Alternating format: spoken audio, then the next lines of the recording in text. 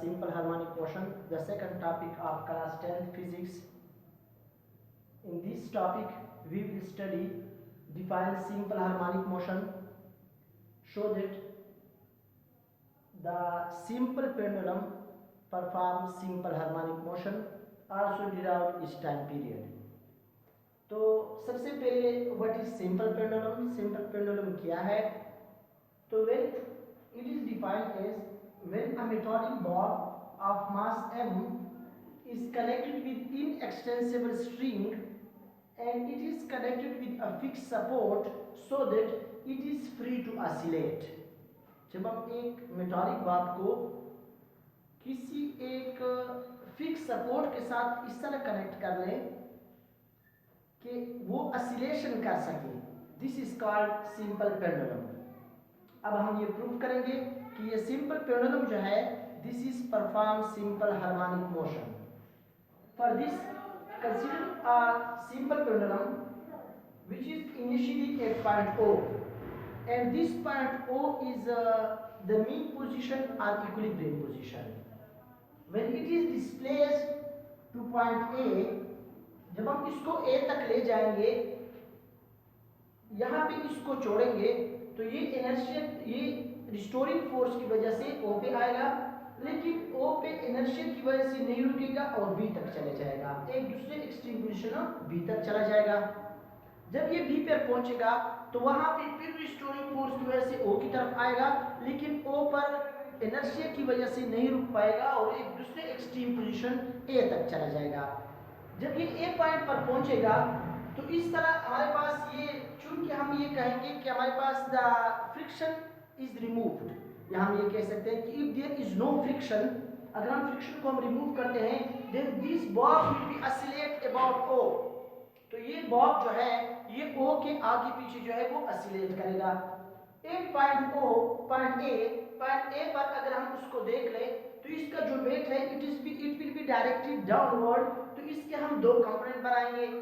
एक कंपोनेंट हमारे पास mg cos theta होगा जो कि बिल्कुल हमारे पास t के जो है वो t को जो है वो बिल्कुल बैलेंस करेगा.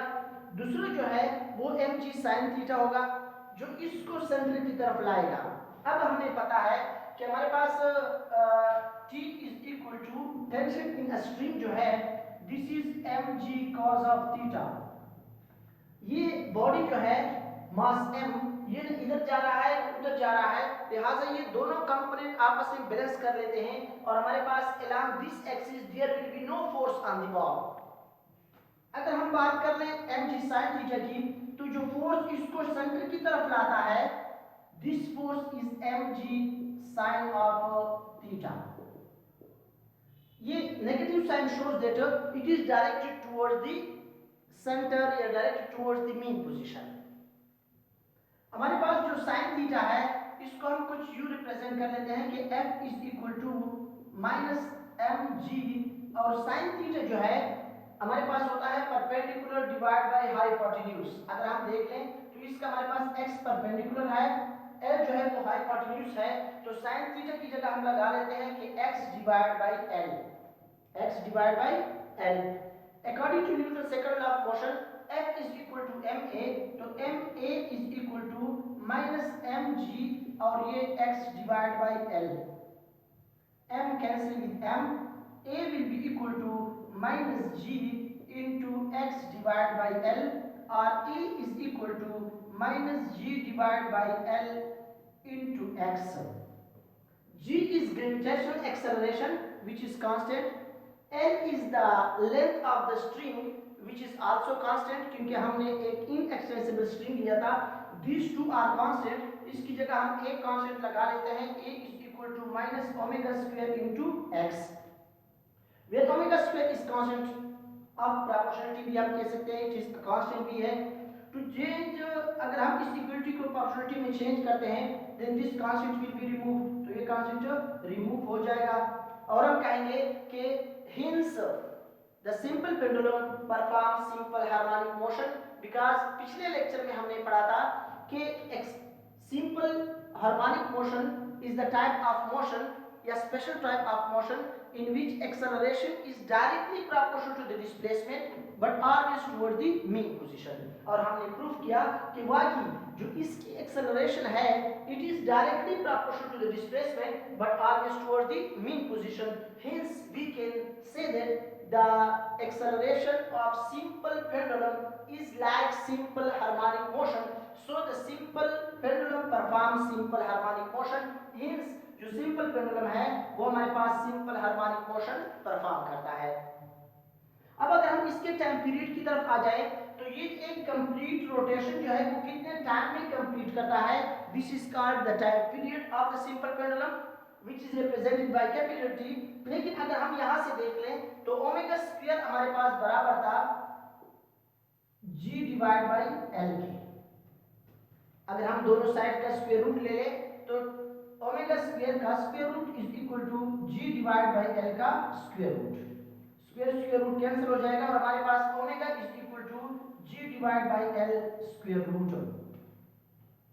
हमें पता है कि हमारे पास velocity is equal to displacement divide by time.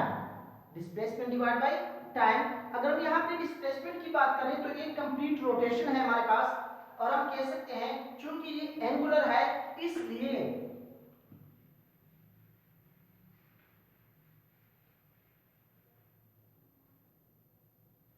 हमारे पास omega is equal to 2 pi divide by capital T. Capital T is the time period, 2 pi is the complete path. Interchange this two तो T will be equal to 2 pi divide by हम लिख सकते हैं into omega. Omega की value तो हमारे पास g divide by l है तो t is equal to 2 pi divide by g divide by l square root. अगर हम इसको मल्टीप्लिकेशन में लिखना चाहें तो हमारे पास हो जाएगा कि 2 पाई into l divide by g। This is the time period, this is the time period of simple harmonic motion या सिंपल पेंडुलम। ये सिंपल पेंडुलम का टाइम पीरियड है। From this equation, we can conclude that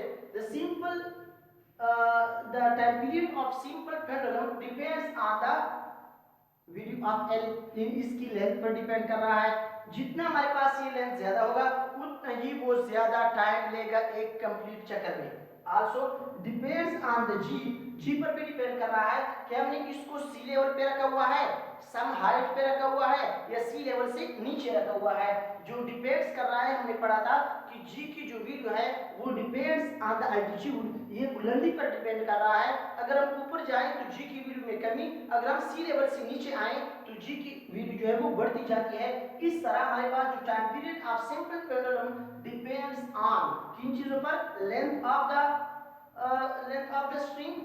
number 2 the position of the simple pendulum means कि हम इसको सी level पर perform कर रहे हैं, सम अल्टीट्यूड पर परफॉर्म कर रहे हैं या सी लेवल से बिलो परफॉर्म कर रहे हैं। वैल्यू ऑफ जी पर डिपेंड कर रहा है। So this is the time period. ये हमारे पास इसका टाइम पीरियड है। इस क्वेश्चन में हमने दो चीजें पढ़ी। नंबर 1 सिंपल हार्मोनिक मोशन को हमने डिफाइन किया, सिंपल पेंडुलम क्या है। सिंपल पेंडुलम के लिए जो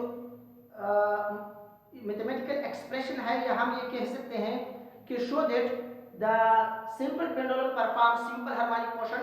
और नंबर 3 हमने मालूम किया इसका टाइम पीरियड कि वो एक कंप्लीट चक्कर कितने टाइम में कंप्लीट करता है और उसका टाइम पीरियड किन फैक्टर्स पर डिपेंड करता है। This is the time period of simple pendulum. Thank you. If you have any questions then please write in comments. Thank you.